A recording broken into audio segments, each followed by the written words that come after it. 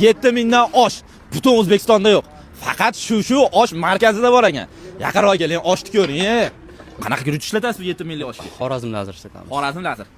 1 kilo guruchga qancha go'sht qo'shiladi? 40 gramm. 40 gramm go'sht qo'shiladi. 40 gramm. Kunda necha kilo osh sotyapsiz? 100 kilo. 100 kilo 7000 dan osh sotyapsiz. O'zbekiston tarixida bunaqa voqeani birinchi marta ko'ryapman 35 ga kirib. Siz ham ko'rganmisiz? Hozir Hoji aka necha kundan beri 7000 dan sotilyapti osh?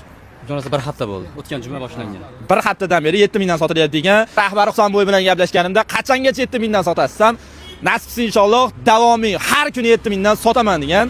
Osh yaxshimi? Osh zo'r aka, do'da. Necha pul yoqqan istoydi? To'g'risini aytayman kameraga qarab. Aka 14 minglik, nimalar? 14 mingga. 2 porsiya yedik. 2 porsiya yedim.